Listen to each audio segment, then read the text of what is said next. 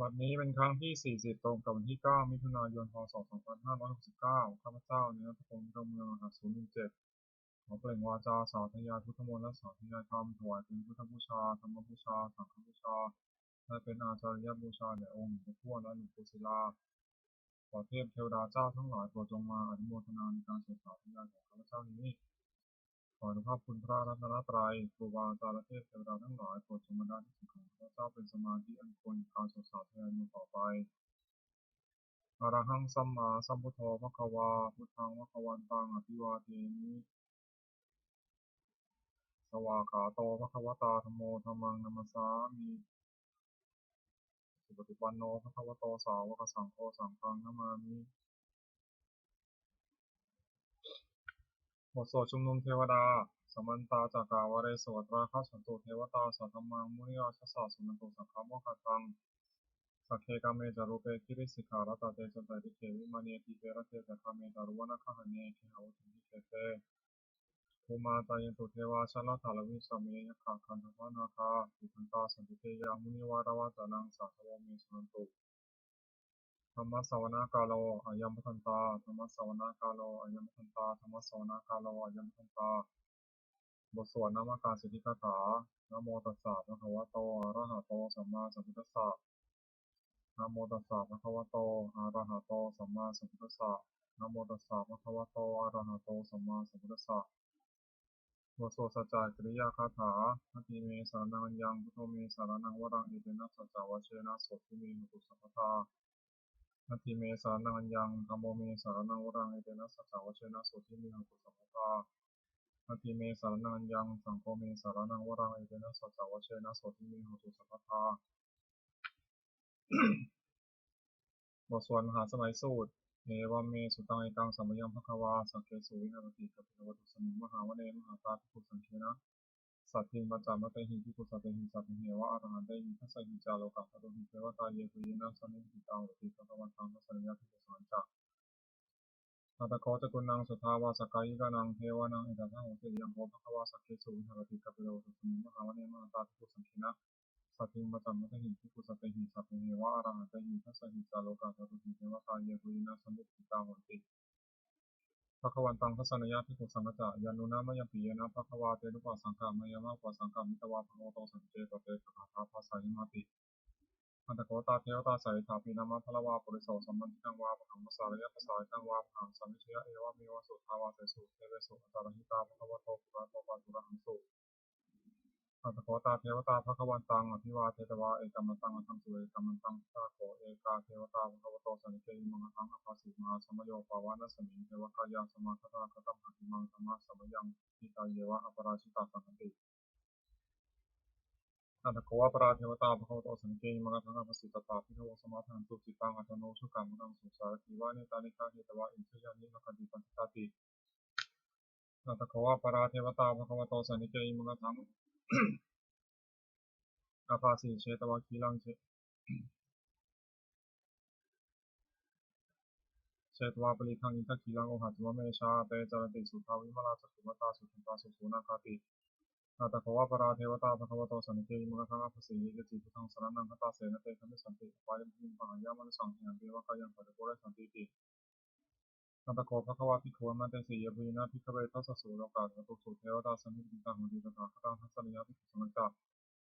เยปิเตภิกขเวสุมติตามัทนังอรหันโตสัมมาสัมพุทธาเตสัมปิภควันตานังเอตาวรมาเยวะเทวตาสมิติตาเหสุงสัยตาภิเมหังอิตาระหิเยปิเตภิกขเวภวิสันติอนาคตามัทนังอรหันโตสัมมาสัมพุทธาเตสัมปิภควันตานังเอตาวรมาเยวะเทวตาสมิติตาสันนิปติตาภวิสันติสายตาภิเมหังอิตาระหิอาทิสัมมิภิกขเวเทวะกายนังนามานิอิตายิสัมมิภิกขเวเทวะกายนังนามานิ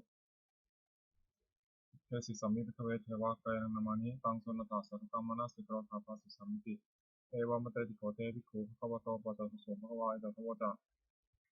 สิโลกะมนุกัสสามิยถาภูมาตัทสิตาเยสิตาคิวิคัพพรังปฏิตตาสมหิตาปุตุสิหวาสันนินาโลมหังสามิสัมพุโนโอภาสมัสสาตุทาวิปัสสนามนาวิลาคิโยปัจจสเตยตวาวเนสัพพิโลทเวตโตอามริสสาสาวกเกสาสเนระเต เทวกายาภิกันตาเตวิชนาถาภิกขโวเตจะอัตตปะมะคโรงสุตบาพุทธศาสสนังเตสัมปะตุระหูนามุสสาลคัสสนัง อเปเกสตามัทคุงสาสังอาชาสุปริงสดังเอเกสาสานังมัสสานัมสงอเปเกนตามัทคุงทิสาสภาวุตาหงตัตตะพังอภิยะว่าคิตวานาจตุมาตตวามิสัทธาสาวกเกสัสเนระเตติวะขยามพิตาเดชานันทโตเยาวหังคิตายิสานิเทระหิอนุปปสสสัตตสหสาวิขังคุมากบิลวัตวายคิมโตสุริมโตวันนวัตโตยสัสนมมัทวนาภิกรรมปุนันสมิมนังสัสหสาเหมวตายขานันตวนิโนยิมโตสุริมโตวันนวัตโตยสัสนมมัทวนาภิกรรมปุนังสมิมนังสาดาคิราติสหสายขานันตวนิโนยิมโตสุริมโตวันนวัตโตยสัสนมมัทวนาภิกรรมปุนังสมิมนังอิเจเตโสรัสสหสายขานันตวนิโนยิมโตสุริมโตวันนวัตโตยสัสนมมัทวนาภิกรรมปุนังสมิมนังเวสามิตาปัจจสตายขานันตวนิโนยิมโตสุริมโตวันนวัตโตยสัสนมมัทวนาภิกรรมปุนังสมิมนังกุมพิโรราชาขันโตเวปุรสานิเวชนังหิโนนังตตาสหสังยขานังวิยุรวัสติกุมพิโรราชาขันโตโสภะสมิมนังปุริมันจัติสาราชาทัตตะโสปัสสติกันทนาธิปติมหาราชายสัตติโสปุตติสัพพะวนธรรมนามหาภาลายกุมโตกุมโตวันนวัตโตยสัสนมธรรมนาภิกรรมปุนังสมิมนังทักขินันจัติสาราชาวุรุณโหตปาสัสติกุมธนาธิปติมหาราชายสัตติโสปุตติสัพพะโวปุตตาปิตาสาพะโวอินทมานามหาภาลายกุมโตสุติมันโตวันนวัตโตยสัสนมธรรมนาภิกรรมปุนังสมิมนังปัจฉิมันจากที่สังราชาวิรูปโขภาษาสตินังคณาธิปติมหาราชายสัสสิโสปุตติตาสาภาโวอินทมานามหาภาลายกุมโตสุติมโตวันนวันโตยสัสสิโนมธรรมนาภิกขมุขโกนังสมิงวนัง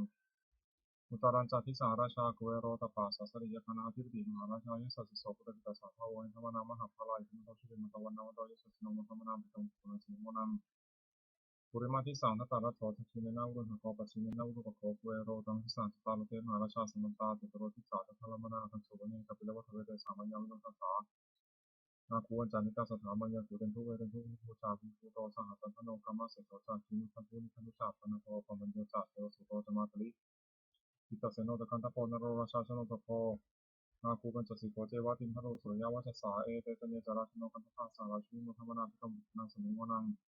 นาภาคูนัมสานาคาเวสาลาสหัตสังกากัมพาลสดาภูวายกาสายริติยมุนาสารถาจาคุณคายเกสัสสิโนเอราวโนมหานังโคโสวะคาสมิงวนัง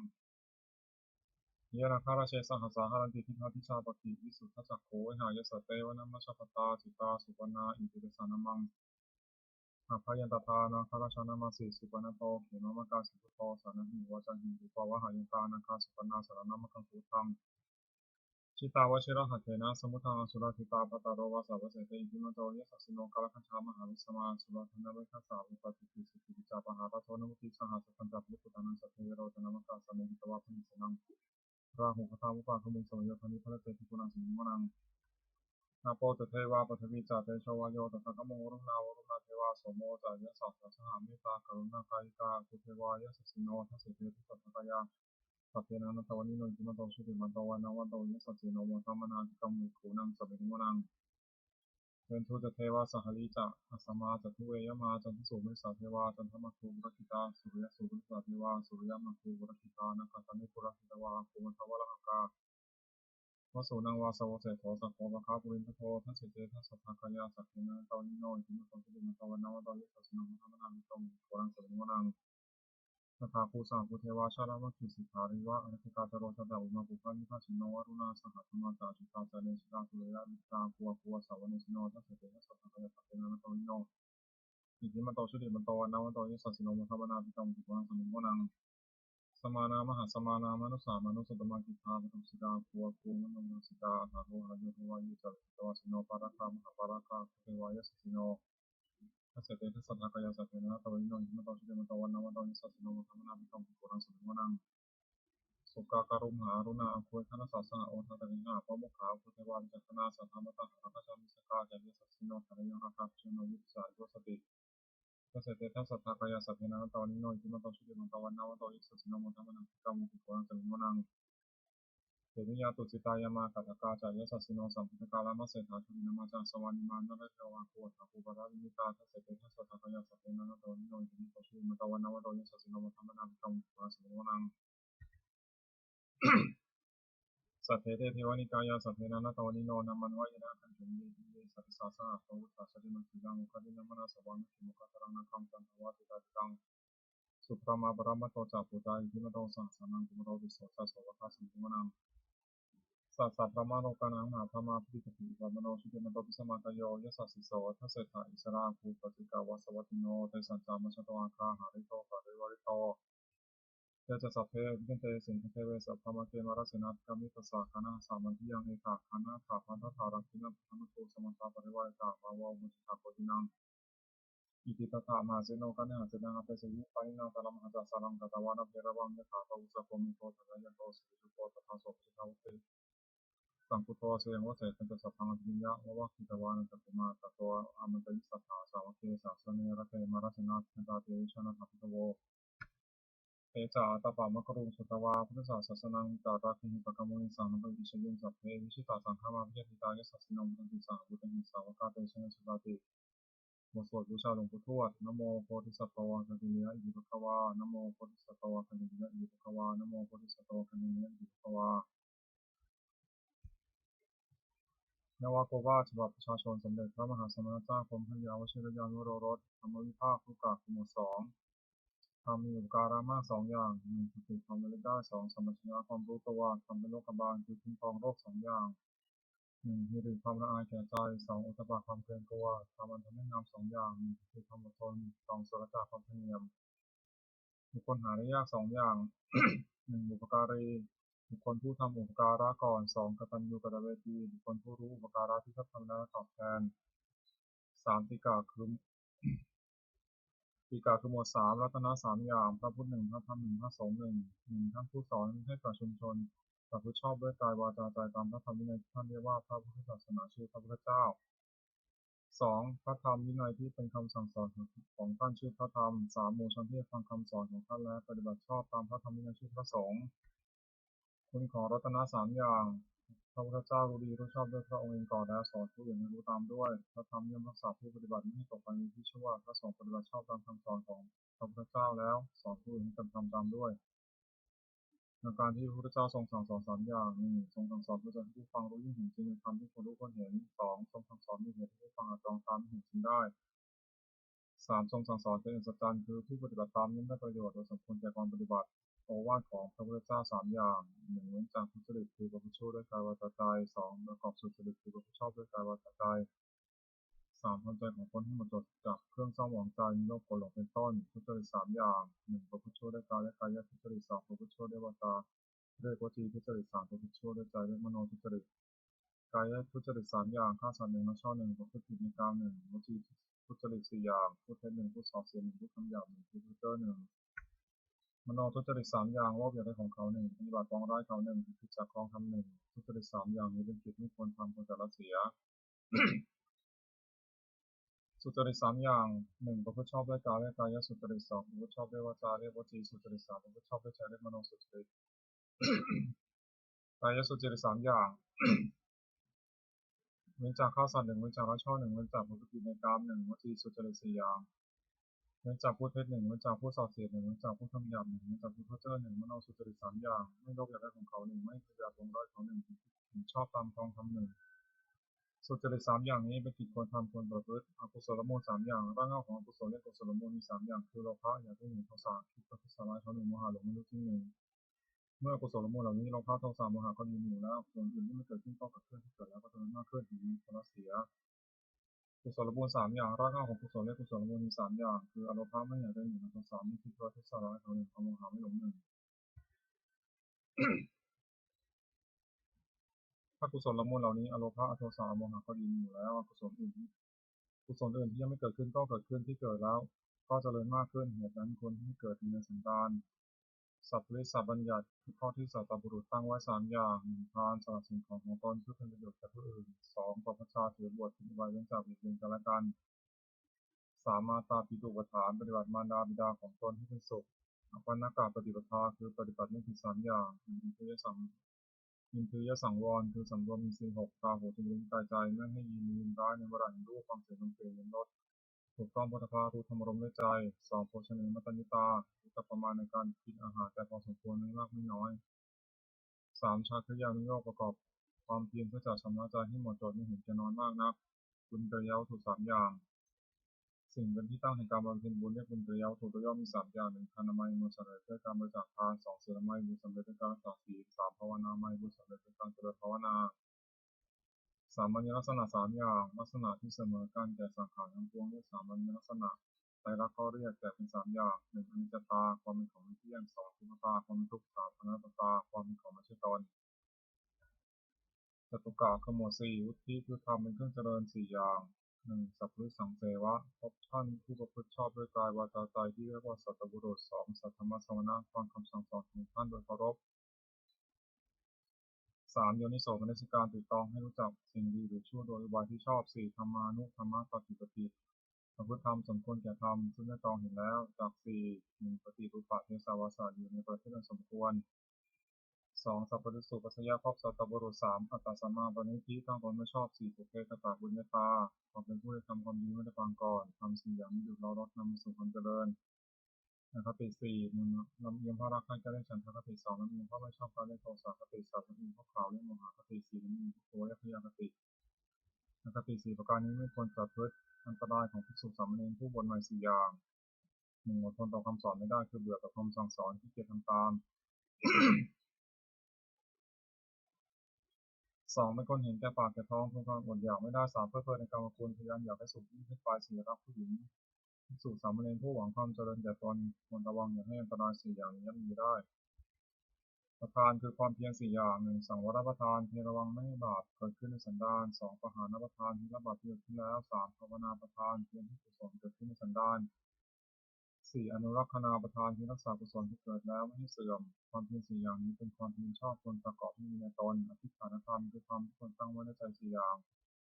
1ปัญญารอบรู้สิ่งที่ควรรู้2สัจจะความจริงใจคือประพฤติสิ่งใดต้องให้ได้จริง3จาระสลัดสิ่งที่เป็นข้าศึกแก่ความจริงใจ4อุปสมะสงบใจจากสิ่งที่เป็นข้าศึกแก่ความสงบอิทธิบาทคือคุณเครื่องให้สำเร็จความประสงค์4อย่าง1สุขภาพพอใจรักใคร่ในสิ่งนั้น2วิริยะเพียรประกอบสิ่งนั้น3จิตตะเอาใจฝักใฝ่ในสิ่งนั้นไม่วางธุระหรือวิมังสามันถือจอมพิจารณาถึงผลในสิ่งนั้นคุณ4อย่างนี้มีบริบูรณ์แล้วชักนำให้บุคคลชักนำบุคคลให้ถึงสิ่งที่ต้องประสงค์ซึ่งไม่เหลือวิสัย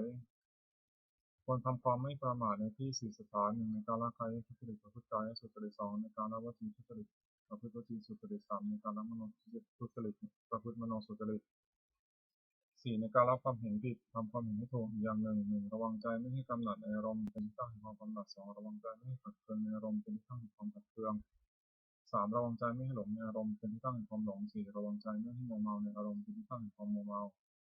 ปาริสุทธิสี1ปาฏิโมกขสังวรสมบูรณ์ในข้อปฏิโมกข์เป็นข้อที่พระเจ้าห้ามทำตามข้อที่พระองค์อนุญาต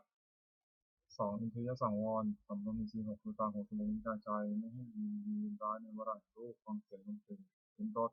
ถูกต้องโพธิภารู้ธรรมารมณ์ด้วยใจ3อาชีวะบริสุทธิเรียนชีวิตโดยทางที่ชอบไม่หลอกลวงเขาเลี้ยงชีวิต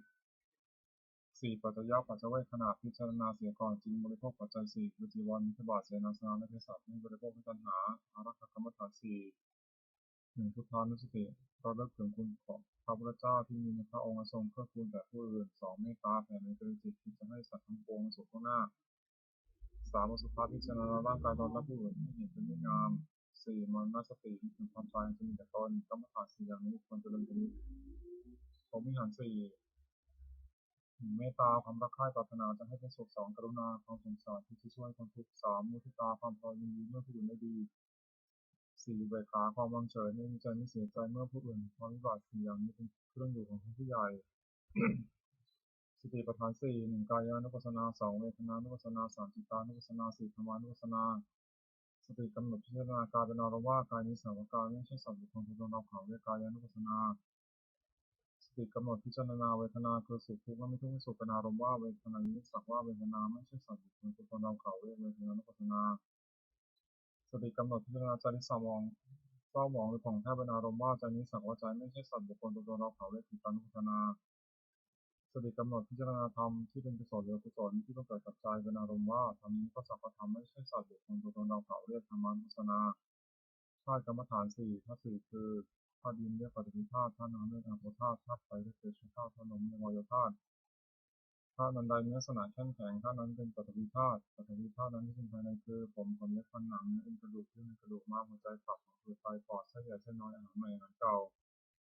ธาตุอันมีลักษณะเอิบอาบธาตุนั้นเป็นอาโปธาตุนั้นที่เป็นภายในคือดีเสลดหนองเลือดเหงื่อมันก้นน้ำตาเปลวมันน้ำลายน้ำมูกไขข้อมูด ธาตุอันมีลักษณะร้อนนั้นเป็นเตโชธาตุเตโชธาตุที่เป็นภายในคือไฟที่ยังการให้อบอุ่นไฟที่ยังการซุกซอมไฟที่ยังการที่กระวนกระวายไฟที่เผาอาหารที่ย่อยธาตุอันใดมีลักษณะพัดไปพัดมาธาตุนั้นเป็นวายโยธาตุวายโยธาตุอันนี้เป็นภายในคือลมพัดขึ้นเบื้องบนลมพัดลมเบื้องต่ำลมในท้องลมในไส้ลมพัดไปตามตัวลมหายใจความกำหนดพิจารณากายนี้ให้เห็นเป็นแต่เพียงธาตุสี่คือดินน้ำไฟลมประชุมกันอยู่ไม่ใช่เราไม่ใช่ของเราเรียกว่าธาตุกรรมฐานอริยสัจสี่หนึ่งทุกข์สองสมุทัยคือเหตุให้ทุกข์เกิดสามนิโรธคือความดับทุกข์สี่มรรคคือข้อปฏิบัติที่ถึงความดับทุกข์ความไม่สบายกายไม่สบายใจได้ชื่อว่าทุกข์ของตนไม่ยากปัญหาของความทะเยออยากได้ชื่อว่าสมุทัยเพราะเป็นเหตุให้ทุกข์เกิดปัญหานั้นมีประเภทเป็นสามคือปัญหาความอยากในอารมณ์ที่น่ารักใคร่เรียกว่ากามตัณหาอย่างหนึ่งปัญหาความอยากเป็นโน่นเป็นนี่เรียกว่าภวตัณหาอย่างหนึ่งปัญหาความอยากไม่เป็นโน่นเป็นนี่เรียกว่าวิภวตัณหาอย่างหนึ่งความดับปัญหาได้สิ้นเชิงทุกข์ดับเป็นบริโภคนิโรธความดับทุกข์ปัญญาเห็นชอบว่าสิ่งนี้ทุกข์สิ่งนี้เหตุให้ทุกข์เกิดสิ่งนี้ทางถึงความดับทุกข์ได้ชั่วมากข้อปฏิบัติถึงความดับทุกข์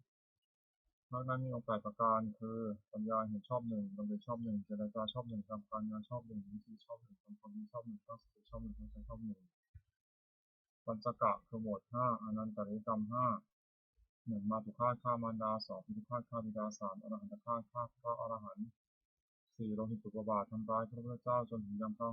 โลหิตที่งอกขึ้นไปห้าสังฆเพศยังสองแต่จากกันกรรมห้าอย่างนี้เป็นบาปอันหนักที่สุดห้ามสวรรค์ห้ามนิพพานต้องอยู่ในฐานปราชิกของผู้ถือพระพุทธศาสนาห้ามไม่ทำเด็ดขาดอภิหาปัจเวกห้าหนึ่งควรพิจารณาทุกวันว่าเรามีความแก่เป็นธรรมดาไม่ต้องพ้นความแก่ไม่ได้สองคนพิจารณาทุกวันว่าเรามีความเจ็บเป็นธรรมดาไม่ล้มพ้นความเจ็บไปได้สามคนพิจารณาทุกวันว่าเรามีความตายเป็นธรรมดาไม่ล้มพ้นความตายไปได้สี่คนพิจารณาทุกวันว่าเราจะต้องพัดพลาดจากของรักของชอบไปทั้งสิ้นห้าคนพิจารณาทุกวันว่าเรามีกรรมเป็นของตัวเราเป็นดีจากใครดีทำชั่วจากใครชั่วเมสาราชากรณธรรมคือทำความกล้าหาญห้าอย่างหนึ่งศรัทธาเชื่อสิ่งที่คุณเชื่อสองศีลรักษากายวาจาให้เรียบร้อยสามต้องสัจจะความเป็นผู้ศึกษามากสี่วิทยามพาปรารบความเพียรห้าปัญญารอบรู้สิ่งที่ควรรู้องค์แห่งพิสุใหม่ห้าอย่างหนึ่งสำรวมในพระปฏิโมกข์เป็นข้อที่พระพุทธเจ้าห้ามทำตามข้อที่พระองค์ทำตามข้อที่ทรงอนุญาตสองสำรวมอินทรีย์คือระวังตาหูจมูกลิ้นกายใจ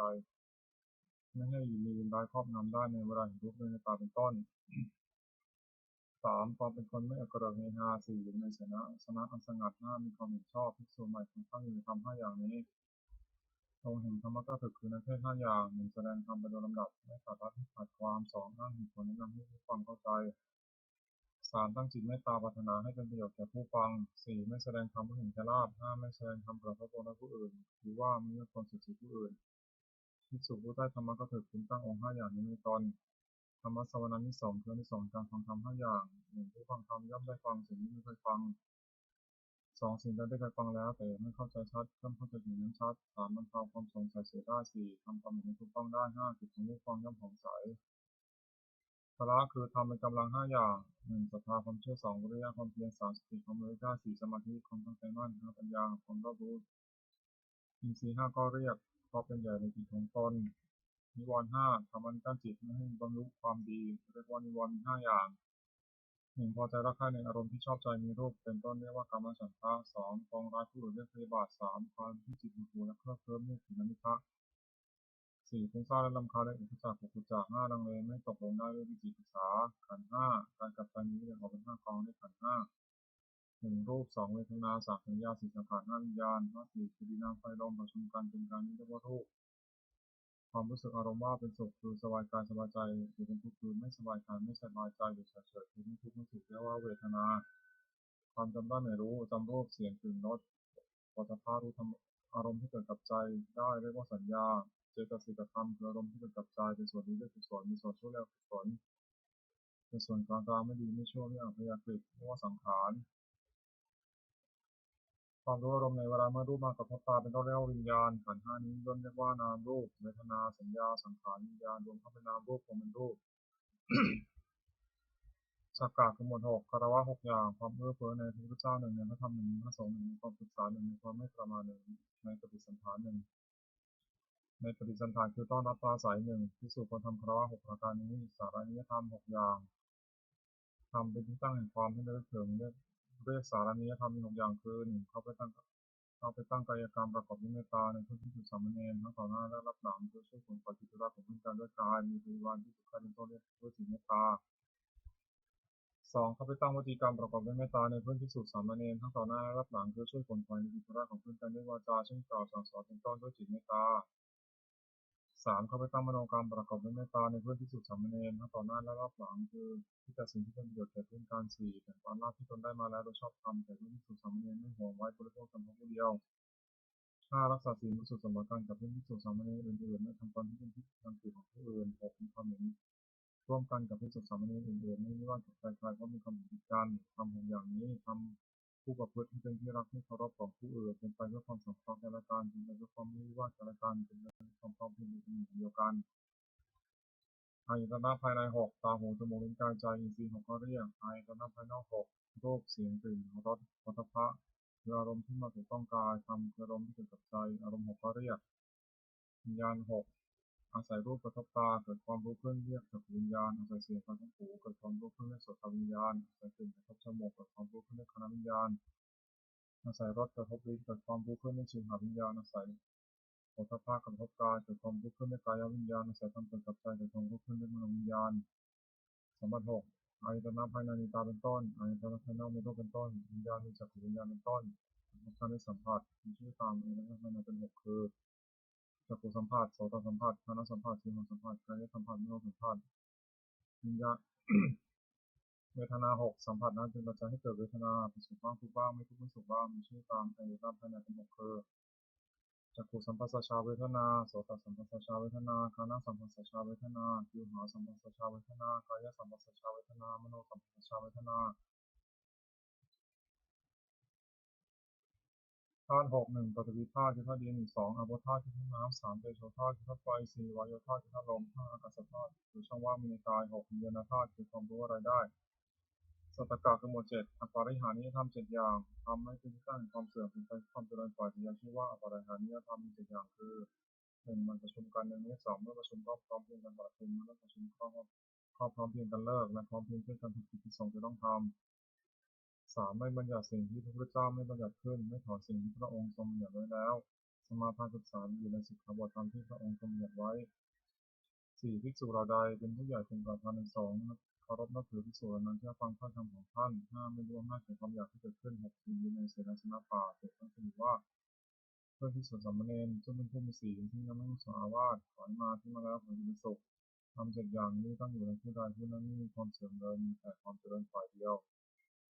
อริยทรัพย์7ทรัพย์คือคุณความดีที่มีในสันดานอย่างประเสริฐเรียกอริยทรัพย์มี7อย่างคือ1ศรัทธาเชื่อถึงคุณเชื่อ2ศีลรักษากายวาจาให้เรียบร้อย3มีความละอายต่อบาปทุจริต4โอตปปะสะดุ้งกลัวต่อบาป5ความสัจจะความเป็นคนเคยได้ยินได้ฟังมามากคือจำทรงธรรมและรู้สึกบาปวิทยามาก6จาคะสละให้ภาษีของตนอย่าคนที่คนให้ปานเกิดปัญญารับรู้สิ่งที่มีประโยชน์และไม่เป็นประโยชน์สัพพุริสธรรม7อย่างคำของสัตบุรุษเรียกว่าสัพพุริสธรรมมี7อย่าง1ธรรมัญญตาความเป็นผู้รู้จักเหตุเช่นรู้จักว่าสิ่งนี้เป็นเหตุแห่งสุขสิ่งนี้เป็นเหตุแห่งทุกข์2อัฏฐัญญตาความเป็นผู้รู้จักผลเช่นรู้จักว่าสุขเป็นผลแห่งเหตุนี้ทุกข์เป็นผลแห่งเหตุนี้3อัตตัญญตาความเป็นผู้รู้จักตนว่าแต่ว่าโดยชาติตระกูลยศศักดิ์สมบัติบริวารความรู้และคุณธรรมเพียงเท่านี้และประพฤติตนไม่สมควรแก่ที่มีอย่างไร4มัตตัญญตาความเป็นผู้รู้จักประมาณในการแสวงหาเครื่องเลี้ยงชีวิตแต่โดยทางที่ชอบและรู้จักประมาณในการบริโภคแต่พอควร5กาลนิตาความเป็นผู้รู้จักการเวลาสมควรในการประกอบกิจนั้น6ปริสัญญตาความเป็นผู้รู้จักประชุมชนและกิริยาที่ต้องประพฤติต่อประชุมชนนั้นๆว่าหมู่นี้เมื่อเข้าไปหาจะต้องทำกิริยาอย่างนี้จะต้องพูดอย่างนี้เป็นต้น7บุคลาปโรปรานิตาความเป็นผู้รู้จักเลือกบุคคลว่าผู้นี้เป็นคนดีคนคบผู้นี้เป็นคนไม่ดีไม่ควรคบเป็นต้นสัพพุริสธรรมอีก7อย่าง1สัตตบุรุษประกอบด้วยธรรม7ประการคือมีศรัทธาทำลายตบาปมีความกลัวตบาปเป็นคนได้ยินได้ฟังมากเป็นคนมีความเพียรเป็นคนมีสติมั่นคงเป็นคนมีปัญญา2จะปรึกษาสิ่งใดกับใครๆก็ไม่ปรึกษาเพื่อจะบิดเบือนตนและผู้อื่น3จะคิดสิ่งใดก็ไม่คิดเพื่อจะบิดเบือนตนและผู้อื่น4จะพูดสิ่งใดก็ไม่พูดเพื่อจะบิดเบือนตนและผู้อื่น5จะทำสิ่งใดก็ไม่ทำเพื่อจะบิดเบือนตนและผู้อื่น6มีความเห็นชอบมีเห็นว่าทำดีได้ดีทำชั่วได้ชั่วเป็นต้น7ให้ทานโดยเคารพคือเพื่อแก่ของที่ตัวให้และผู้รับทานนั้นไม่ทำอาการดุทิ้งเสียโพชฌงค์7 1. สติความระลึกได้ 2. ธรรมวิจยะความสอดส่องธรรม 3. วิริยะความเพียร 4. ปิติความอิ่มใจ 5. ปัสสัทธิความสงบใจและอารมณ์ 6. สมาธิความตั้งใจมั่น 7. อุเบกขาความวางเฉยเรียกตามประเภทว่าสติสัมโพชฌงค์ไปโดยลำดับจนถึงขั้นอุเบกขาสัมโพชฌงค์อัตถกะกิเลส 8. โลกธรรม 8. ธรรมที่ครอบงำสัตว์โลกอยู่และสัตว์โลกย่อมเป็นไปตามธรรมนั้นเรียกว่าโลกธรรมนั้นมี8อย่างคือนิราบหนึ่งไม่มีราบหนึ่งยศหนึ่งไม่มียศหนึ่งนิพพานหนึ่งสรรเสริญหนึ่งสุขหนึ่งทุกข์หนึ่งในโลกธรรม8ประการนี้อย่างใดหนึ่งเกิดขึ้นควรพิจารณาว่าสิ่งนี้เกิดขึ้นแก่เราก็แต่ว่ามันไม่เที่ยงเป็นทุกข์มีความแปรปรวนเป็นธรรมดาควรรู้ตามที่เป็นจริงอย่างนั้นครอบงำจิตได้คือเด่นดีส่วนที่ปรารถนาอยู่ยินร้ายในส่วนที่ไม่ปรารถนาลักษณะตัดสินธรรมวินัย8ประการทำเหล่าใดเป็นไปเพื่อความกำหนัดยอมใจหนึ่งเป็นไปเพื่อความประกอบทุกหนึ่งเป็นไปเพื่อความสะสมกองกิเลสหนึ่งเป็นไปเพื่อความอยากใหญ่หนึ่งเป็นไปเพื่อความไม่สันโดษยินดีเจ้าของมีอยู่คือมีแล้วอยากได้นั่นหนึ่งเป็นไปเพื่อความทุกข์ทีด้วยหมู่คณะหนึ่งเป็นไปเพื่อความสุขซ้อนหนึ่งเป็นไปเพื่อความนี้อย่างหนึ่งทำเหล่านี้พึงรู้ว่าไม่ใช่ธรรมไม่ใช่วินัยไม่ใช่คำสั่งสอนของพระศาสดาทำเหล่าใดเป็นไปเพื่อความคลายกำหนัดหนึ่งเป็นไปเพื่อความปราศจากทุกข์หนึ่งเป็นไปเพื่อความไม่สะสมกองกิเลสหนึ่งเป็นไปเพื่อความอยากอันน้อยหนึ่งเป็นไปเพื่อความสันโดษยินดีเจ้าของมีอยู่หนึ่งเป็นไปเพื่อความสงัดจากหมู่หนึ่งเป็นไปเพื่อความเพียรหนึ่งเป็นไปเพื่อความเลี้ยงง่ายหนึ่งทำเหล่านี้พึงรู้ว่าเป็นธรรมเป็นวินัยเป็นคำสั่งสอนของพระศาสดามรรคมีองค์8 1. สัมมาทิฏฐิปัญญาเห็นชอบคือเห็นอริยสัจสี่ 2. สัมมาสังกัปปะดำริชอบคือดำริต่อจากธรรมหนึ่งดำริในอันไม่ปฏิบัติหนึ่งดำริในอันไม่หยุดเย็นหนึ่ง 3. สัมมาวาจาเจริญชอบคือเว้นจากวจีทุจริต 4. สัมมากัมมันตะทำการงานชอบคือเว้นจากการทุจริต 3. 5. สัมมาชีวะเลี้ยงชีวิตชอบคือเว้นจากความเลี้ยงชีวิตโดยการที่ผิด 6. สัมมาวิริยะเพียรชอบคือเพียรในที่ศีลสถาน 7. สัมมาสติระลึกชอบคือระลึกในสติปัฏฐานทั้ง4 8. สัมมาสมาธิตั้งใจไว้ชอบคือเจริญฌานทั้ง4ในองค์มรรคทั้ง8นั้นเห็นชอบดำริชอบสงเคราะห์เข้าในปัญญาสิกขาวาจาชอบการงานชอบเลี้ยงชีพชอบสงเคราะห์เข้าในศีลสิกขาเรียนชอบระลึกชอบตั้งใจไว้ชอบสงเคราะห์เข้าในจิตสิกขานวากาศทั้งหมด9มาละคือมนทิน9อย่างโกรธ1ลบหลู่บุญคุณท่าน1นิสยา1กรณี1มายา1มโหด1ทุกข์1ความปรารถนาละโมบ1ถึง1ทัศกาคือหมวด10อกุศลกรรมบท10จะเป็นกายกรรมคือทำด้วยกาย3อย่าง1ปาณาติบาตทำชีวิตสัตว์ให้ตกล่วงคือฆ่าสัตว์2อทินาทานคือเอาสิ่งของที่เจ้าของไม่ได้ให้ด้วยการขโมย3การมีสุนชาจารกับวิธีกรรมจะเป็นวิธีกรรมคือทำด้วยวาจา4อย่าง4มุสาวาทพูดเท็จ5ปิสุนาวาจาพูดส่อเสียด6พรุษาวาจาพูดคำหยาบ7สัมภปราปะพูดเพ้อเจ้อจะเป็นมโนกรรมคือทำด้วยใจ3อย่าง8อภิชาโลภอยากได้ของเขา9ปฏิบัติปองร้ายเขา10มิจฉาทิฏฐิผิดจากของธรรมทำ10อย่างนี้ทำไม่ควรดำเนินกุศลกรรมบท10จะเป็นกายกรรม3อย่าง1ปาณาติปาตาเวรมณีเนื่องจากทำชีวิตสัตว์ให้ร่วง2อทินาทนาเวรมณีเนื่องจากเกิดสิ่งของที่เจ้าของไม่ได้ให้ด้วยการขโมย3การมีสุนชาตาเวรมณีเนื่องจากประพฤติในกาม จะเป็นวจีกรรมคือทำด้วยวาจา4อย่าง4มุสาวาทาเวรมณีเว้นจากผู้เท็จ5ปิสุนัยยาวาจายาเวรมณีเว้นจากผู้ส่อเสียด6พรุสายาวาจายาเวรมณีเว้นจากผู้คำหยาบ7สัมภปราปาเวรมณีเว้นจากผู้เพ้อเจ้อจะเป็นมโนกรรมคือทำด้วยใจ3อย่าง8อนัพิชาไม่โลภอยากได้ของเขา9อภิบาทไม่ปฏิบัติตรงได้เขา10สมาธิจิตชอบทำทองคำกรรม10อย่างนี้จะทำบุญดำเนินเป็นกริยาวัตถุ10อย่าง1พนามัยมีเสนอในการประจักษ์ตา2ศีลนามัยมีเสนอในการรักษาศีล3ภาวนามัยมีเสนอในการเป็นภาวนา4อัปปชญานามัยมีเสนอในการประพฤติตรงประพฤติทำตนแก่ผู้ใหญ่5วิยาวัจจะไมยมีเสนอในการช่วยคนฝ่ายในกิจที่ชอบ6ปฏิภาณนามัยมีเสนอในการที่ส่วนบุญ7อัตตานุโมทนามัยมีเสนอในการอนุโมทนาส่วนบุญ8ธรรมสวนัยมีเสนอในการฟังธรรม9ธรรมเทศนามัยมีเสนอในการแสดงธรรม10กิจกรรมการทำความเห็นตรงธรรมที่บรรพชิตควรพิจารณาในเมือง10อย่างบรรพชิตควรพิจารณาในเมืองว่าแบบนี้เราไม่ใช่จากต่างจากเขาหัดแล้วอาการกิริยาใดๆของสมณะเราต้องทำอาการกิริยานั้น2บรรพชิตควรพิจารณาในเมืองว่าความเป็นชีพของเราเนื่องด้วยผู้อื่นเราควรทำด้วยเขาได้ง่าย3บรรพชิตควรพิจารณาในเมืองว่าการกายวาจาอย่างอื่นที่เราจะต้องทำให้ดีขึ้นไปกว่านี้ไม่มีอีกไม่ใช่เท่านี้4บรรพชิตควรพิจารณาในเมืองว่าตัวของเราเองอยู่เป็นตัวของเราเองโดยศีลได้หรือไม่5บรรพชิตควรพิจารณาในเมืองว่าผู้ใครควรแล้วอยู่เพียงเราโดยศีลได้หรือไม่6บรรพชิตควรพิจารณาในเมืองว่าเราจะต้องพัฒนาจากของเราของตัวเองทั้งนั้น7บรรพชิตควรพิจารณาในเมืองว่าเรามีกรรมเป็นของตัวเราทำสิ่งที่ดีทำเพื่อทำให้ชั่ว 8บรรพชิตควรพิจารณาหนึ่งว่าวันคืนล่วงไปล่วงไปแบบนี้เราทำอะไรอยู่9บรรพชิตควรพิจารณาหนึ่งว่าเรามีนิสัยหรือไม่10บรรพชิตควรพิจารณาหนึ่งว่าคุณนิสัยของเรามีอยู่หรือไม่ที่จะให้เราไม่เป็นผู้ไม่เก้อเขินในเวลาเพื่อนบรรพชิตถามในการภายหลังนาถกรณธรรมคือทำที่ขึ้น10อย่าง1ศีลรักษากายวาจาให้เรียบร้อย2ความสัตย์ความเป็นผู้ได้สดับตับฟังมาก3กัลยาณมิตรตาความเป็นผู้มีคุณงาม4สัจจะศรัทธาความเป็นผู้ว่าง่ายสอนง่าย5กินกรณีสุขคตาความขยันในการใส่กิจวัตรของเพื่อนที่ศึกษาเรียน6ธรรมะธรรมตาความใคร่ในธรรมที่ชอบ7วิริยะทีมที่สารความชั่วประพฤติความดีแต่สันโดษดีด้วยผ้านุ่งผ้าห่มอาหารที่นอนที่นั่งและยาทำกันได้9สติจำการที่ได้ทำและทำที่ผู้ร้ายไม่นานได้10ปัญญารอบรู้ในกองสังขารเป็นอย่างไรคาถาวัตถุคือถ้อยคำที่คนพูด10อย่าง1อภิชาคาถาถ้อยคำที่ชักนำให้มีความปรารถนาน้อย2สัตติคาถาถ้อยคำที่ชักนำให้สันโดษมีด้วยปัจจัยมีจำได้3ปวิเวกคาถาถ้อยคำที่ชักนำให้สงัดการสงัดใจ4อสังสักขคาถาถ้อยคำที่ชักนำให้รักคนด้วยโม5วิริยารัมภคาถาถ้อยคำที่ชักนำให้บารมีความเพียร6ศีลคาถาถ้อยคำที่ชักนำให้ตั้งอยู่ในศีล7สมาธิคาถาถ้อยคำที่ชักนำให้ทำใจให้สงบ8ปัญญาคาถาถ้อยคำที่ชักนำให้เกิดปัญญา9วิมุตติคาถาถ้อยคำที่ชักนำให้ทำใจให้พ้นจากกิเลส10วิมุตติญาณทัศนคาถาถ้อยคำที่ชักนำให้เกิดความรู้ความเห็นในความที่ใจพ้นจากกิเลสอนุสติคืออารมณ์ที่ควรระลึก10ประการ1พุทธานุสติระลึกถึงคุณของพระพุทธเจ้า2ธรรมานุสติระลึกถึงคุณของพระธรรม3สังฆานุสติระลึกถึงคุณของพระสงฆ์4ศีลานุสติระลึกถึงศีลของตน5จาคานุสติระลึกถึงทานที่ตนบริจาคแล้ว6เทวตานุสติระลึกถึงคุณที่ทำให้บุคคลเป็นเทวดา7มรณสติระลึกถึงความตายที่จะมาถึงตน8กายคตาสติระลึกทั่วไปในการให้เห็นว่าไม่งามน่าเกลียดโสโครก9อานาปานสติตั้งสติกำหนดลมหายใจเข้าออก10อุปสมานุสติระลึกถึงคุณพระนิพพานซึ่งเป็นที่ระงับกิเลสและกองทุกข์ปกิณณกะคือบทกิเลสกิเลสคือโทษเครื่องสมอง10อย่าง1อภิชาวิสมะโลภะละโมบไม่สม่ำเสมอความเพ่งเล็ง2โทสะร่างกาย3โกธาโกรธ4อุปาณหะผูกโกรธไว้5มะขะลบหลู่คุณท่าน6ปราศาสตร์ที่เสมอคือยกตัวคุณท่าน7ศึกษาริษยาเห็นเขาได้ดีคนอยู่ไม่ได้8มัจฉริยะเตนี9มายาคือเจ้าได้10สัพพยะโอ้อวด11คำพาหัวดื้อ12สารัมภะอย่างดี13มานะถือตัว14อภิมานะดุจ55มาทำมา16ปมาทะเลิศเลิศโพธิปักขิยธรรม37ประการสติปัฏฐาน4สังฆปทาน4อิทธิบาท4ศีล5พระ5ผู้ทรงเกียรติมรรคมี8ที่มีปฏิบัติเจริญกะ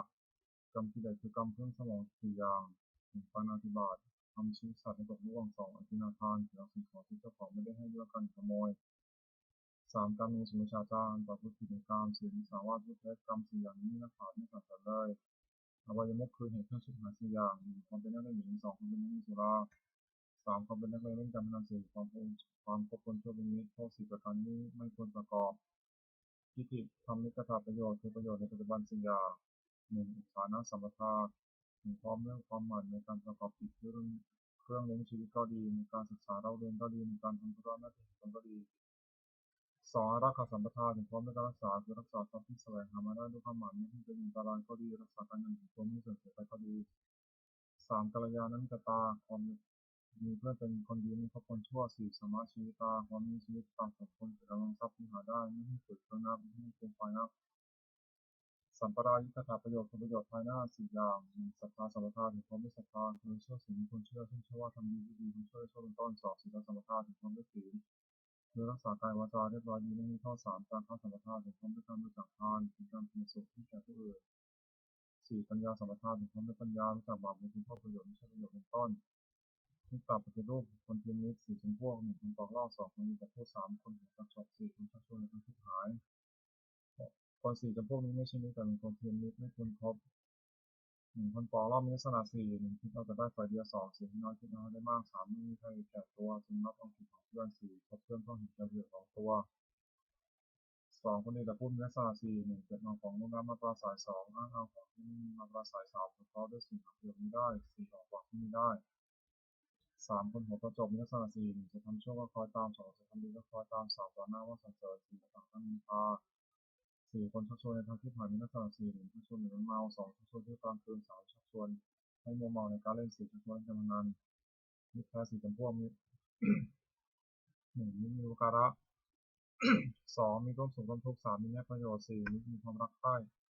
มิตร4จำพวกนี้เป็นมิตรแท้คนคบ1มิตรอุปการะมีลักษณะ4ป้องกันเพื่อนที่ประมาทแล้ว2ป้องกันทรัพย์สมบัติของเพื่อนที่ประมาทแล้ว3เมื่อมีภัยเป็นที่พึ่งพาได้4เมื่อมีธุระช่วยออกทรัพย์ให้เกินกว่าที่ออกฝาก2มิตรร่วมสุขร่วมทุกข์มีลักษณะ4ขยายความลับของตนแก่เพื่อน2ปิดความลับของเพื่อนไม่ให้แพร่งพราย3ไม่ละทิ้งในยามวิบัติ4ในชีวิตก็อาจสละแทนได้3มีแง่ประโยชน์มีลักษณะ4ถ้ามีทำความชั่ว2นี้นำให้ตั้งอยู่ในความดี3ให้ฟังสิ่งที่ไม่เคยฟัง4บอกทางสวรรค์ให้4มีความรักใคร่มีลักษณะ4ทุกข์ว่า2สุขว่า3โทษถึงที่1ที่ติเตียนเพื่อน4รับรองคนที่ผู้สนับสนุนเพื่อนสังฆาวัตถุ4อย่าง1ทานให้ความสิ่งของตนแก่ผู้อื่นทุกคนให้ปาน2ปิยวาจาเจรจาวาจาที่อ่อนหวาน3อัตตจริยาประพฤติสิ่งที่เป็นประโยชน์แก่ผู้อื่น4สมานัตตา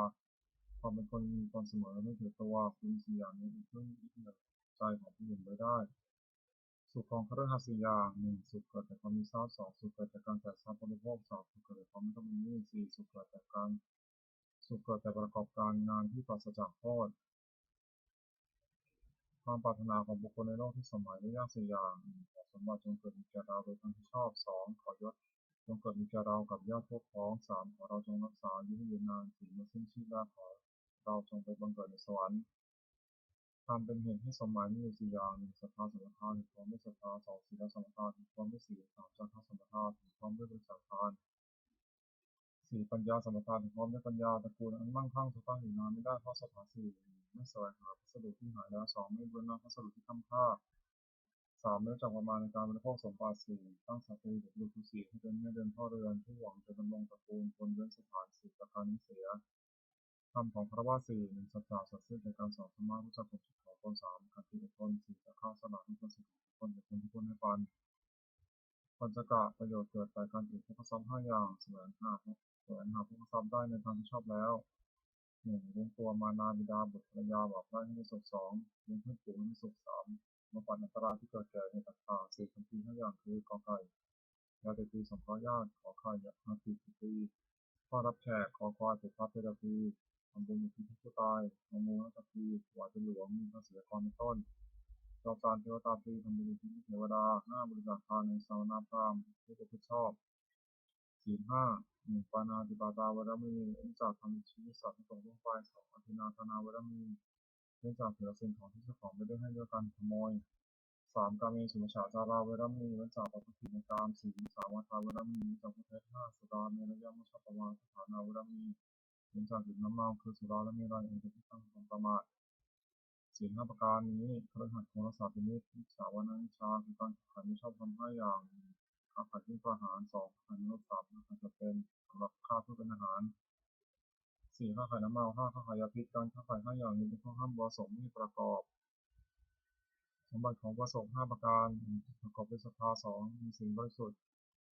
3ไม่ถือมงคลตื่นข่าวคือเชื่อกรรมไม่เชื่อมงคล4ไม่แสวงหาสิ่งบุญนอกพุทธศาสนา5บำเพ็ญบุญแต่ในพุทธศาสนาอุบาสกคุณตั้งอยู่ในสมบัติ5ประการละเว้นจากวิบัติ5ประการซึ่งนี้ผลิตจากสมบัตินั้นสักกาที่6 1บุรุษทิทิที่เบื้องหน้ามารดาบิดา2ทันทีที่เบื้องขวาอาจารย์3ปัจฉิมทิที่เบื้องหลังบุตรภรรยา4กรทิที่เบื้องซ้ายนิด5เหตุทิที่เบื้องต่ำดาว6อุปริมทิที่เบื้องบนสมณพราหมณ์1ปุรติมทิที่เบื้องหน้ามารดาบิดาบุตรพึงบำรุงด้วยสถาน5 1ท่านได้เรียนมาแล้วเรียนขั้นตอบ2ทำผิดของท่าน3ดำรงวงศกุล4ประพฤติตนให้เป็นคนควรรับทรัพย์มรดก5เมื่อท่านล่วงลับไปแล้วทำบุญอุทิศให้ท่านมารดาบิดาได้รับบำรุงชนียะย่อมบุคคลบุตรด้วยสถาน5 1ถ้ามีความชั่ว2ถ้ามีความดี3ศึกษาปฏิบัติวิทยา4วิทยาที่สมควรให้5มอบทรัพย์ให้ในสมัย2ทักษิณทิคือที่เบื้องขวาอาจารย์10คุณบำรุงด้วยสถาน5 1ด้วยลุกขึ้นยืนรับ2ด้วยเข้าไปยืนคอยรับใช้3ด้วยช่วยฟัง4ด้วยประทาน5ด้วยเรียนศิลปวิทยาโดยเคารพอาจารย์ได้รับบำรุงชนียะย่อมบุคคล10ด้วยสถาน5นำดี2ให้เด่นดี3บอกศิลปะสิ้นเชิงไม่ปิดบังอำพราง4ยกย่องให้ปรากฏในเพื่อนฝูง5ทำความป้องกันในที่ทั้งหลายคือจะไปที่ทางไหนก็ไม่อดอยาก3ปัจฉิมที่เบื้องหลังภรรยาสามีพึงบำรุงด้วยสถาน5 1ด้วยยกย่องนับถือว่าเป็นภรรยา2ด้วยไม่ดูหมิ่น3ด้วยไม่ประพฤติร่วมชาย4ทั้ง ด้วยมอบความเป็นใหญ่ให้ด้วยให้เครื่องแต่งตัวภรรยาได้รับบำรุงชนีได้ย่อมอนุเคราะห์สามีด้วยสถานะ1จัดการงานดี2สงเคราะห์คนข้างเคียงของผู้ดี3ไม่ประพฤติร่วมใจผัว4รักษาทรัพย์ที่ควรทำมาได้ไว้5ขยันไม่เกียจคร้านในกิจการทั้งปวง4แต่ละทิศที่เบื้องซ้ายมิตรกุลบุตรคุณบำรุงด้วยสถาน1ด้วยให้ปาน2ด้วยเจรจาถ้อยคำในตา3ด้วยประโยชน์4ด้วยความเป็นผู้มีตนเสมอ5ด้วยไม่แกล้งกล่าวให้คลาดจากความเป็นจริงมิตรได้รับบำรุงชีวิตแล้วย่อมอนุเคราะห์กุลบุตรด้วยสถาน1รักษามิตรผู้ประมาทแล้ว2รักษาทรัพย์ของมิตรผู้ประมาทแล้ว3ไม่มีใครเอาเวรที่พึ่งทำมาได้4ไม่ละทิ้งเอาวิบัติ5นับถือตลอดถึงวงของมิตร5เหตุเกิดที่ต้องตามบานายคุณบำรุงด้วยสถาน1ได้จัดการงานให้ทำตามสมควรแก่กำลัง2ด้วยให้อาหารและรางวัล3ด้วยรักษาพยาบาลในเวลาเจ็บไข้4ด้วยแจกของมีรสแปลกประหลาดให้กิน5ด้วยปล่อยในสมัย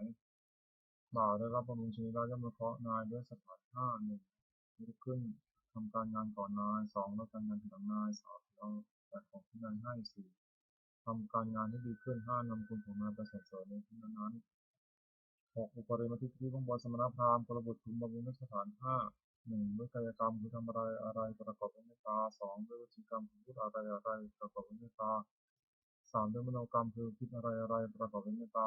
4ด้วยความเป็นผู้ไม่ติดศัตรูคือไม่ได้ห้ามเข้าบ้านเรือน5ไม่ให้มีสถานสมณพราหมณ์และรับบำรุงชนีได้ย่อมมนุเคราะห์กลบุตรสถาน6ห้ามไม่กระทำความชั่ว2ให้ตั้งอยู่ในความดี3อนุเคราะห์ด้วยน้ำใจงาม4ให้ได้ฟังสิ่งที่ไม่เคยฟัง5ทำสิ่งที่เคยฟังแล้วให้แจ่ม6บอกทางสวรรค์ให้อบายมุขคือเห็นเครื่องชิบหาย6ดื่มน้ำเมา2เที่ยวกลางคืน3เที่ยวด้วยกันเล่น4เป็นการพนัน5คบคนที่เป็นมิตร6ติดค้างทำการงานดื่มน้ำเมาไม่ใช่6เสียทรัพย์2ก่อการทะเลาะวิวาท3เกิดโรค4ต้องผิดศีล5ไม่ใช่ทาย6ความทุรมันยา2เที่ยวกลางคืนก็6ชื่อว่าไม่รักษาตัว2ชื่อว่าไม่รักษาโรคมีเงิน3ชื่อว่าไม่รักษาทรัพย์สมบัติ4มีที่ระบายของคนทั้งหลาย5นักศึกษา6ได้รับความลำบากมาก3เที่ยวดูการเล่นมีโทษตามวัตถุที่ดู6รำที่ไหนที่นั่น2ขับร้องที่ไหนที่นั่น3ดีที่ตลอดที่ไหนที่นั่น4เสียชาติที่ไหนที่นั่น5เพลงที่ไหนที่นั่น6เปิดเพลงที่ไหนที่นั่น4เล่นการพนันมีโทษ6เมื่อชนะย่อมก่อเวร2เมื่อแพ้ย่อมเสียได้ทรัพย์3ทับเพื่อนชิบหาย4ไม่มีใครช่วยถึงให้ทำ5เป็นที่1ประมาทของเพื่อน6ไม่มีใครประสงค์จะแต่งงานด้วย5คบคนชั่วเป็นมิตรมีโทษตามบทคนที่คบ6นำเป็นนักเลงการพนัน2นำเป็นนักเลงเจ้าชู้3นำเป็นนักเลงเหล้า4นำให้เป็นคนลวงเขาในของปลอม5นำให้มีคนลวงเขาซึ่งหน้า6นำให้เป็นคนหัวไม้6ติดค้างทำการงานมีโทษ6มาให้ยังว่าหนาวนักแล้วไม่ทำการงาน2มาให้ยังว่าร้อนนักแล้วไม่ทำการงาน3มาให้ยังว่าเวลาอยู่แล้วแล้วไม่ทำการงาน4มาให้ยังว่ายังช้าอยู่แล้วไม่ทำการงาน5มาให้ยังว่าหิวนักแล้วไม่ทำการงาน6มาให้ว่ากระหายนักแล้วไม่ทำการงานหวงความเจริญด้วยข้อทรัพย์คือเว้นเหตุคือชิบหาย6ประการนี้เสียปฏิฆนคาถายาเทวตาสัตว์วิหารวาสนีถือเป็นคาเรทุติคาเรตันเป็นหินตาธรรมะคาเรนาพ่อบรรทุกุตาสติกรณะวิหารมันเทเทราจมัชานวกาจตุโทสารามิกาธนาตุติวสกาคามาจติสานิธรรมาติสาสปานิพุตตาสุตาพุทธิเตชราพุชานิวิจาทัสสัมภวาทังโภคตาโทสังการนิยมิตังโทวรังปฏิเตสัพพิทัสสะโรตุสัยังถ้าตุกิรังสตันธโมธรรมธราสัมภาราสัมโพธิสมัคคะชัยตาหิตายตาหิรักตุสมโมสัพพิธรรมะเทโนวิสัพพะเนมะธรรมิยะสัพพิเตสันนาหุตุสัพพิปันโนพุทธสัสเนสัมมาทรังโวชันโตกาลเทวะโพสตุภูยะสัพนังสิมิธังตุเมทิมันตาติตาตาชังจังรักขันติเกังวังคินังชนงชังรักขันติสัมภาเทวตาวิโยชนะคาถาทุกขปตาวิขาพิยปตาวิทยาสุขปตาวิสกาหุตุสัพพินันโนเอตาวตาจังมิสัพพังพุทธสัพพังเทวานิมุตโตสัพพะสัมปติสิยาทานังพุทธพระทันตุสัพพายาสีรังรักขันติสัมภาภาวนาพิรตาเหตุขันตุเทวตาคตาสุมังคลคาถาโหตุสัพพังสุมังคลังรักขันติสัพพเทวตาสัพพัญญาลุภเวนะโสติมุตุญาตรังโหตุสัพพังสุมังคลังรักขันติสัพพเทวตาสัพพธรรมานุภเวนะโสติมุตุญาตรังโหตุสัพพังสุมังคลังรักขันติสัพพเทวตาสัพพสังฆานุภเวนะโสติมุตุญาตรังสัพพิพุทธาพระปัตตาปัจเจกานันเตพลังอหันตาจาตุชนะนักขมธรรมสัมโสสัพพิพุทธาพระปัตตาปัจเจกานันเตพลังอหันตาจาตุชนะนักขมธรรมสัมโสสัพพิพุทธาพระปัตตาปัจเจกานันเตพลังอหันตาจาตุชนะนักขมธรรมสัมโสสัพพิพุทธาพระปัตตาปัจเจกานันเตพลังอหันตาจาตุชนะนักขมธรรมสัมโสสัพพิพุทธาพระปัตตาปัจเจกานันเตพลังอหันตาจาตุชนะนักขมธรรมสัมโส สัพเพพุทธาพระปัตตาปเจกนันเทพลังหันตานันตาติชนะขัมภมิสัพพโสสัพเพพุทธาพระปัตตาปเจกนันเทพลังหันตานันตาติชนะขัมภมิสัพพโสสัพเพพุทธาพระปัตตาปเจกนันเทพลังหันตานันตาติชนะขัมภมิสัพพโสสัพเพพุทธาพระปัตตาปเจกนันเทพลังหันตานันตาติชนะขัมภมิสัพพโสหมดแผ่เมตตาให้ตนเองหางสิทธิโตของนี้ขอให้ข้าพเจ้ามีความสุขหางนี้ทุกข์ของนี้ขอให้ข้าพเจ้าปราศจากความทุกข์หางอเวโตของนี้ขอให้ข้าพเจ้าปราศจากเวรหางอภิญญาของนี้ขอให้ข้าพเจ้าปราศจากอุปสรรคทั้งปวงสุขพระนางบริณาตามิขอให้ข้าพเจ้าจงมีความสุขสุขใจรักษากายวาจาใจให้พ้นจากทุกภัยทั้งปวงเถิดบทสวดแผ่เมตตาให้สรรพสัตว์ทั้งหลายสัพเพสัตตาสัตว์ทั้งหลายที่ไม่มีทุกข์เกิดแก่เจ็บตายด้วยกันทั้งหมดทั้งสิ้นทางเวทางหัวตูจงมีสุขเถิดอย่าได้มีเวรจากกันและกันเลยทางพยาประชาหัวตูจงมีสุขเถิดอย่าได้ถึงเวรซึ่งกันและกันเลยมีทางหัวตูจงมีสุขเถิดอย่าได้มีความทุกข์กายทุกใจเลยสุขพระนางบริณาตูจงมีความสุขสุขใจทั้งทุกคนที่จะมีสิ่งเถิดสวดแผ่เมตตาอุทิศสัพเพสัตตาสัทธาหัวตูอวราสุขชีโลภะสัตว์ทั้งหลายอย่าได้มีเวรจากกันและกันเลยสวรรค์ผู้ดำรงชีพอยู่สุขทุกเมื่อเถิดกตังบุญยังพลังมหังสัพพิสัพพิทุติเตขอสัตว์ทั้งหลายจงได้สวรรค์บุญที่เจ้าได้บำเพ็ญด้วยการวาจาใจและนั้นเถิด